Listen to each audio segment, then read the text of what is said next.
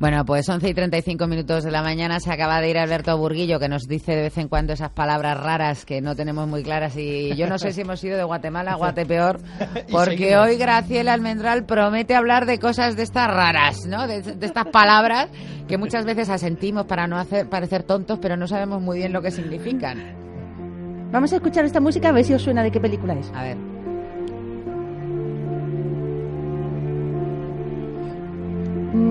Primera pista, Brad Pitt.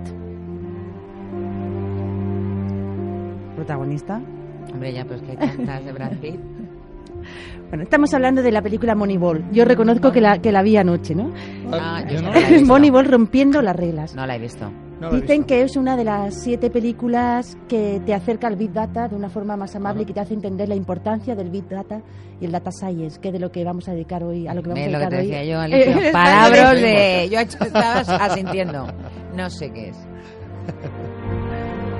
Os voy contando con la música la temática. El tema es muy bonita, la película es muy interesante. Hay un equipo de béisbol, llamámosle baja división porque yo no me sé la historia de béisbol. Bajo presupuesto, no consiguen ganar nada. Él está siempre, él lleva el equipo, ¿no? Está intentando pedir dinero, no le dan dinero. Y se da cuenta que por la vía clásica de seleccionar a los mejores jugadores cuando no tienen dinero, no va a conseguir nada. Entonces se da cuenta que tiene que hacer un cambio de estrategia, y en el fondo el cambio de estrategia es cambiar la forma de pensar, que es a donde vamos a ir ahora. Entonces al final contrata al típico de Yale, estudiante de Yale, súper intelectual, que no sabe nada de béisbol, que no sabe nada, pero de lo que sí sabe es de estadística y de datos. Entonces, solo a base de un ordenador y de analizar lo mejor en qué es bueno determinados jugadores que están como desechados, consigue montar un equipo, y no vamos a hablar, ya no cuento más para que vea, para no destripar el final. Pero realmente es hay momentos muy buenos en los que está el ordenador versus el ser humano, ¿no? Entonces los grandes buscadores de jugadores que han estado toda la vida dedicándose a eso se enfrentan a la posibilidad de que les digan a ellos quiénes son buenos y quiénes son buenos, y que se lo diga una máquina, ¿no? Y la máquina al final demuestra que efectivamente es así. Entonces, eso es lo bonito de estas películas, ¿no? Y del Big Data y Data Science. ¿Existe otra posibilidad de que nos enfrentemos a otra forma de pensar? ¿Sí o no? Sí, existe. Porque ahora estamos justo en estos años rodeados de como decía Begoña, de palabras tan como el Big Data, Data Science. Minería de datos. Hay algo también de inteligencia artificial. Redes de neuronas, dice, yo también me pierdo, ¿no? Pero hace unos días Facebook nos ha traído un gran escándalo que nos ha hecho reflexionar sobre todo esto, y que efectivamente yo creo que es el momento en el que debemos de pararnos y saber qué está pasando y qué necesitamos, sobre todo desde el punto de vista legal y ético, para dar a todo el avance científico que se está produciendo en este campo una cobertura en la que nos sentamos bien y tranquilidad. Para recordar un poco a los que nos siguen, ¿no? Facebook, lo que se ha descubierto gracias a una investigación, y ole por la buena investigación periodística de New York Times y The Observer, es que una empresa había recogido 50 millones, los datos de 50 millones de usuarios de Facebook, y se estaban mal utilizando, supuestamente era de uso académico, y se habían utilizado para elecciones, ¿no? Para el tema de las elecciones de Trump, ¿no? Mal utilizados.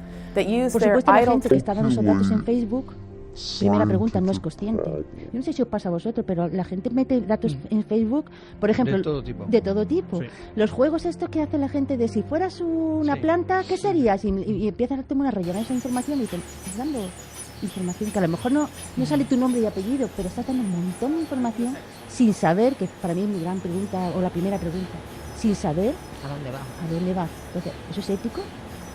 Que me da igual que sea Facebook o otra red social, te esté rascando información a través de juegos sin decirte la verdad, y es que ese juego lo está utilizando, ¿no? para información. Bueno, esa es una de las grandes preguntas. Y hay muchas más, ¿no? ¿A dónde vamos con el Big Data? ¿Por qué se ha puesto tan sumamente de moda? ¿Qué pasa? ¿Que es una nueva profesión que necesitamos porque hay nuevo conocimiento, o estamos hablando de pura y dura estadística? Bueno, para hablar de todo esto vamos a pasar ya a la entrevista con nuestro invitado. Él es Francisco Javier Gómez Arribas, él es doctor en física y es codirector de la cátedra UAM-IBM en grandes sistemas, soluciones cognitivas y analítica Big Data. Toma ya. Toma ya. Ay, que suena impresionante. Eso es un cargo. Y lo Eso demás es un cargo. Buenos días, Francisco. Hola, buenos días. Ya nos tienes impresionados, rendidos antes de abrir la boca. Muchas gracias por la presentación, pero bueno, yo soy profesor de la Universidad Autónoma de Madrid y un profesor más. Bueno, que tengo pues la suerte de colaborar en esta cátedra. Bueno, yo creo que lo que estábamos diciendo al principio, la verdad es que nos estamos perdiendo un poco en todos estos términos y al final te pones a rascar y dices, bueno, si aquí estamos hablando de estadística, no estamos hablando de estadística, así que para mí mi primera pregunta sería distinguir lo que es Big Data de Data Science, que además son términos que aparecen en vuestra cátedra y que son, digamos, los dos grandes términos que están apareciendo más actualmente, por lo menos en medios de comunicación. Sí, justamente una de las iniciativas de la cátedra es hacer un máster en Big Data y Data Science. Y bueno, tenéis toda la razón que es un tema que está muy de moda. Y bueno, fíjate que no nos hemos atrevido ni a traducir la palabra para, bueno, pues intentar que no pierda el concepto, que a veces estamos un poco, pues si no lo decimos en inglés parece que no abarcamos todo. Bueno, eso ahí me pongo mi debe, que deberíamos ser un poco más capaces de traducir al español. Pero bueno, voy a empezar por qué es esto de Big Data, ¿no? Porque sí que es un concepto nuevo, pero que define hacer cosas que se vienen haciendo toda la vida. Es extraer información de datos. Lo que sí que es cierto es que es en condiciones más exigentes, cuando el volumen de datos es realmente grande y además esos datos se están generando a muy alta velocidad. Y también, más dificultad todavía, que las fuentes de datos sean muy diversas, muy heterogéneas y se generen datos de muy diversos tipos. Entonces ese es un poco el reto y bueno, un poco a lo mejor quizá para decir esto de qué es grande, qué es pequeño, pues voy a poner a lo mejor algunos ejemplos más de andar por casa. ¿Qué es gran volumen de datos? Bueno, pues todos tenemos un ordenador personal, puede ser de sobremesa, un portátil, pues en nuestro disco duro actualmente cabe fácilmente 1 terabyte, ¿vale? Sí. Pues vamos a imaginarnos que tenemos que trabajar con ese terabyte que ya tenemos en nuestro disco en nuestro disco duro. Ahora vamos a pensar que el contenido de ese disco duro cambia cada día, ¿vale? Entonces lo que queremos es extraer información de esos datos, pero no solo de un ordenador, sino ya con cientos de terabytes estaríamos en estas condiciones de Big Data. Y el problema además es que en nuestro disco duro que tenemos nuestros documentos, tenemos nuestras fotos, sacar información de todos esos datos que no necesariamente tienen estructura. Ahí estaríamos en el mundo Big Data. No sé si con esa pequeña analogía queda más claro. Sí, que no tienen estructura significa que no están clasificados, que digamos que es como datos a lo bruto, así, datos y datos y datos. Sí, recogida de datos. Para diferenciar un poco entre dato estructurado y dato que no lo es, ¿qué sería un dato estructurado? Pues por ejemplo, que te aparece en una página web un formulario y te pone nombre, edad y tú vas rellenando ese dato. Eso va a quedar en una base de datos pues perfectamente localizado y fácil de buscar. ¿Qué no sería un dato estructurado? Por ejemplo, que tú has escrito un mail de queja y has puesto tu queja con los términos coloquiales que se te ha ocurrido.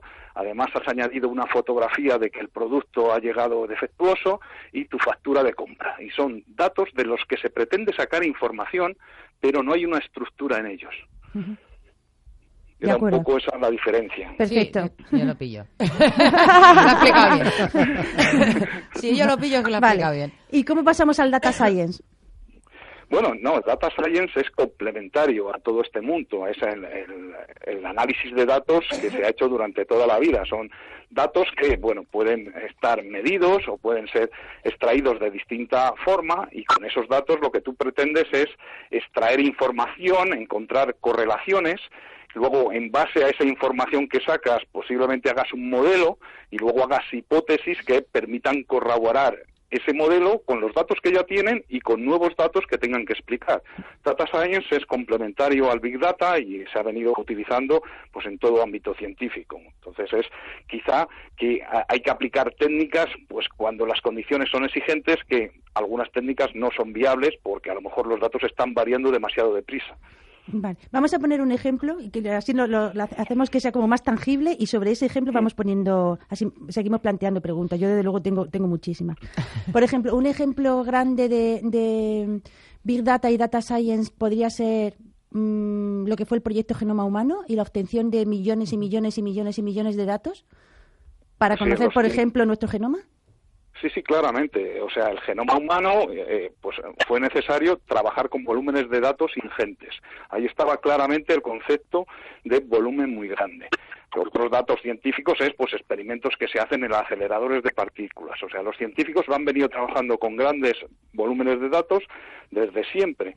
Ahora lo que pasa es que a lo mejor ya es el genoma humano en general y luego ya que queremos hacer secuenciación de ADN particular. Y ahora, si queremos hacer el genoma humano, pero de cada humano presente en el planeta, pues eso ya empieza a ser todavía mucho más Big Data.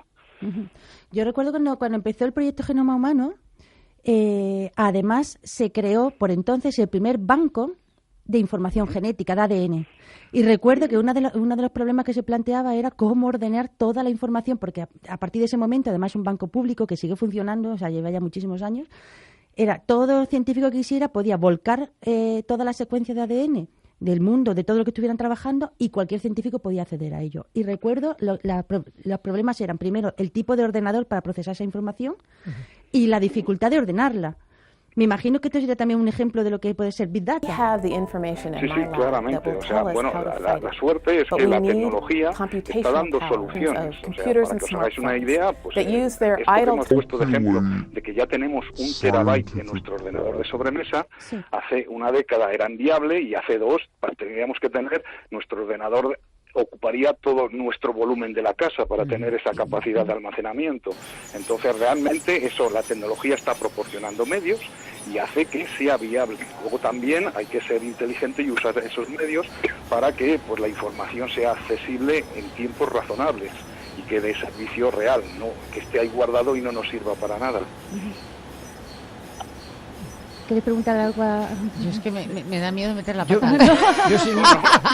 Yo te quería preguntar, Francisco, en la aplicación, nos vamos a tener que acostumbrar sí o sí a estos nuevos términos, a todo lo que supone el Big Data, pero y además yo creo que va a haber también un cambio exponencial en el ámbito, por ejemplo, sanitario. Porque los datos, esto que se da en llamar el Big Data, la acumulación de datos de todo tipo y condición, va a suponer una revolución en el ámbito de la medicina, por ejemplo, para poder realizar diagnósticos mucho más precisos en función de las condiciones genéticas de cada uno de nosotros, porque estarán los datos ahí. Otra cosa es que es eso, un problema, supongo, importante, quién y cómo maneja los datos y con qué objetivos, ¿no? Nuestros datos. De acuerdo. Sí, o sea, los datos van a estar ahí, luego, ¿qué información se saca de ellos? Claro. Pues como siempre, como se usa la tecnología, pues puede ser muy positivo o no tanto. En cuanto a lo que dices de utilidad, pues incluso en sistemas de prevención. Claro. Yo creo que esta mañana habéis estado hablando, por ejemplo, también de cómo se va previniendo el cáncer, ¿no? Sí. Cáncer de colon. El cáncer de colon, concretamente. Pues ahora a lo mejor, digamos que la referencia que hay es cuando una persona supera los 50 años, pues ya se le manda un protocolo de actuación. Pero imagínate que con la información médica que tienes de toda tu vida, claro, y otra información que tú mismo, voluntariamente, eso es importante, hayas puesto a servicio de tu hospital de referencia o lo que sea, te hagan un plan personalizado y a lo mejor tú no tienes que ir a los 50, tienes que ir a los 55 o deberías haber ido a los 45 años, porque tienen información a lo mejor de qué hábitos alimenticios has tenido durante X años, de qué ejercicio físico haces habitualmente, y es más, ahora mismo con los datos de dónde vienen de todos los sitios. Con nuestro móvil, pues, o con nuestro reloj de estos inteligentes, cada vez que salimos a dar un paseo, puede contar cuántos kilómetros hemos andado. Y eso se lo puedes dar o no a la gente que cuida de tu salud. Y con eso hacerte un plan de prevención de salud personalizado. ¿Eso es viable? ¿Conviene hacerlo? Pues ya es otra discusión. Sí. Era lo que te iba a preguntar, Francisco Javier, porque, por ejemplo, con el tema lo de Facebook o, bueno, pues eso que nos ha pasado a cualquiera, haces una búsqueda porque quieres comprar algo en Internet, lo que sea, y luego estás viendo ofertas de si te has querido sacar un billete de avión o si has querido comprarte unas botas, me da lo mismo. tienes eso y dices tú, pero bueno, ¿por qué tiene que estar apareciendo? ¿Por qué tiene que figurar en algún sitio? Ese es el problema, ¿no? El consentimiento de los datos que muchas veces se manejan en estas bases Claro, que gigantescas. hay como un aprendizaje de la máquina, ¿no? Que te va detectando esos datos y hay como un aprendizaje de la máquina, no sé si llamarlo así, o llamar que efectivamente ellos comercian al final, porque ese dato al final te lo venden o lo utilizan comercialmente. O sea, el beneficio económico que se saca de estos datos y que muchas veces se nos van de las manos, ¿no? Sí, yo creo, aquí yo diferenciaría dos casos diferentes, que es, por ejemplo, si tú compras por Internet a una empresa concreta un producto, realmente a la hora de comprar el producto, pues posiblemente has navegado por diferentes páginas web que comparan productos. Pues esa información, quieras o no, se la estás dando a esa empresa porque la estás utilizando y se la estás dando, la tiene esa empresa, ¿no? Y es cierto que esa empresa, la próxima vez que entres, a veces te hace consejos. Y dices, onda, ¿y cómo ha acertado que lo próximo que quiero comprar yo es esto? Pues a veces te llevas sorpresas. Y hay un caso curioso que, si queréis, comentamos. Sí. Pero en ese término, pero quería antes terminar una cosa, es ¿qué pasa si además esa empresa, con eso que ha aprendido de ti, se lo da a otra? Claro, a eso me refiero. Dice, mira, este tío viaja bastante. Entonces yo te vendo los datos de un señor que viaja bastante, no sé qué, para que tú le vendas los billetes. Y ese es el problema, ¿no? Que ya están comerciando ya con tu perfil. Justamente con perfiles individuales, eso claramente a día de hoy está prohibido. Lo que sí que permiten es anonimizar datos, agregarlos y dar estadísticas de comportamiento de usuarios a otras empresas. Eso sí que está permitido.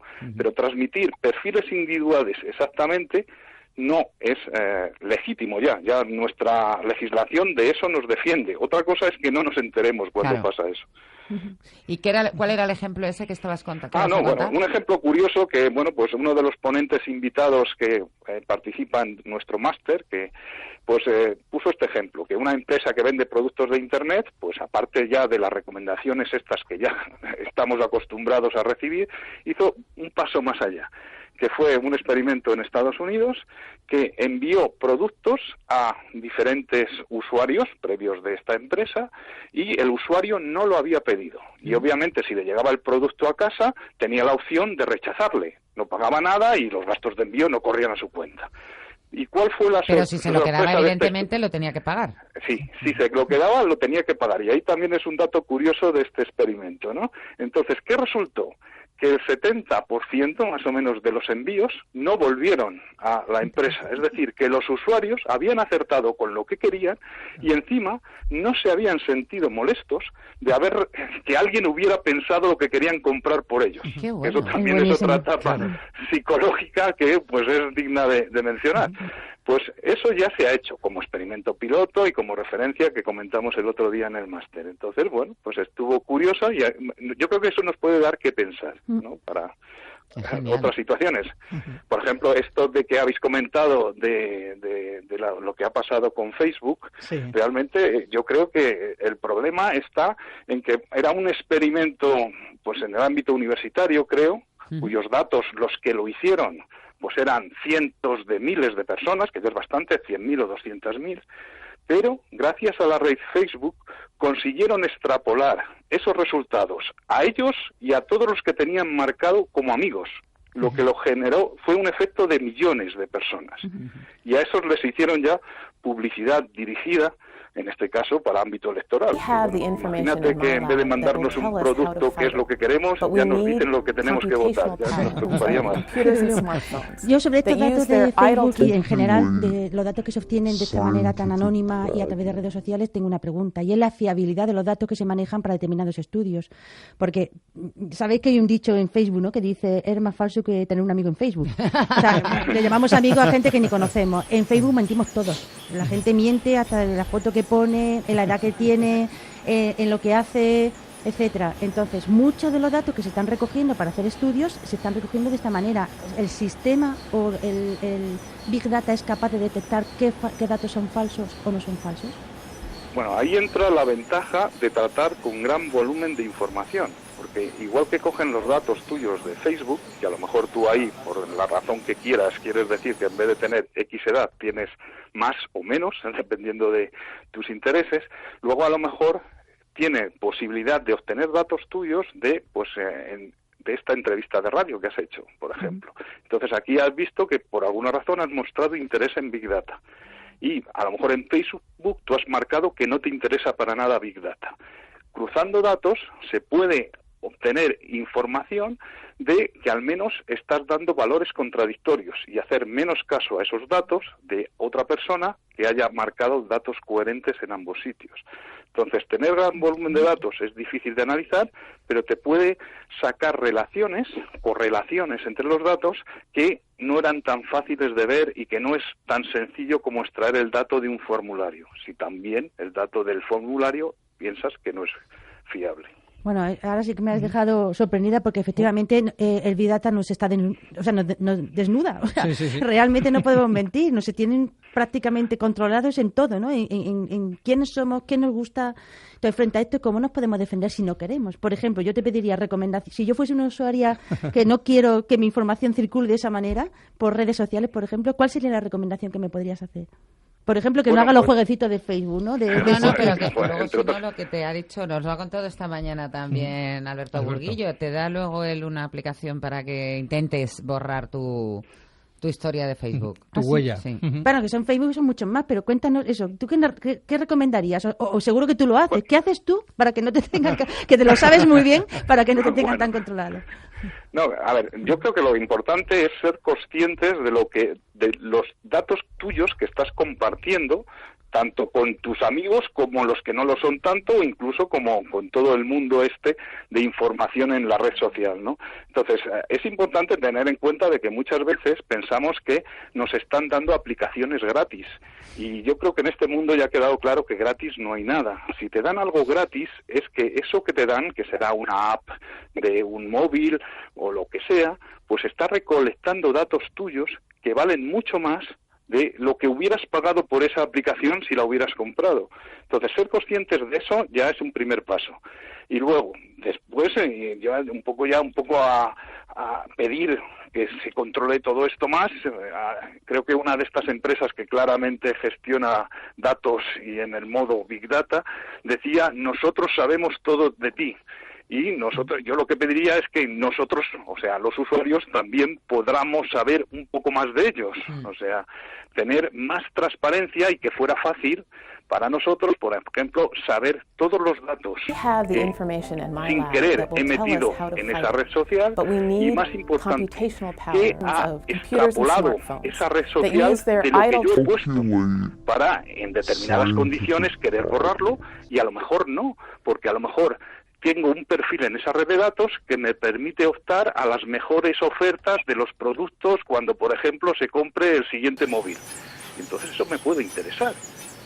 Pero poderlo saber. ¿Quién tiene esos datos? Claro, poderlo saber. Y estamos yendo entonces, este es el típico caso en el que la tecnología ha ido mucho más rápido que la ley y hay un vacío legal. Hombre, sí, posiblemente, quizás hasta ahora no seamos todo lo consciente de los problemas que nos puede llevar o tener esta información nuestra disponible, pero la ley lo que pide es que sean datos anonimizados. Entonces, si realmente todo se cumple, no estamos tan mal. Lo que pasa es que, pues ya en este caso de Facebook, pues el efecto en la bolsa se ha visto porque tampoco claramente ha quedado claro que el comportamiento de la empresa haya quizás sido todo lo ético que nos esperábamos. Entonces ahí ya, pues cuando alguien incumple la ley, pues quedamos un poco más al descubierto de lo que nos gustaría. Entonces, bueno, yo creo que es como toda tecnología, por todos los avances científicos, pues llegan a esta frontera de que hay que saberlo regular, pero tampoco por quererlo regular demasiado perder oportunidades que nos pueden brindar, que puede ir muy bien. El Big Data puede favorecer nuestro comportamiento social, detectar pues comportamientos anómalos que pues nos gustaría que no se dieran en nuestra sociedad. Pues todo ese tipo de circunstancias pueden revelarse con el Big Data. Bueno, un nuevo reto y como efectivamente, como decía la película, rompiendo las reglas. Muy bien, pues Francisco Javier, muchísimas gracias. Muchísimas gracias. Ha sido un placer. Un placer. Gracias a vosotros. Y Graciela, nada, ¿te vas de Semana Santa? Me voy un par de días. Pues a descansar. disfrútalo muchísimo y ven con energías renovadas la semana Perfecto. que viene. Hasta el Venga, martes que viene. hasta Gracias. luego. Chao. Nosotros volvemos ahora, nada, en lo que Nada, tarda nuestra nada. compañera Marta Zúñiga, 4 soy quien minutos. está haciendo boletines, en ponerles al día con la información y enseguida estamos aquí.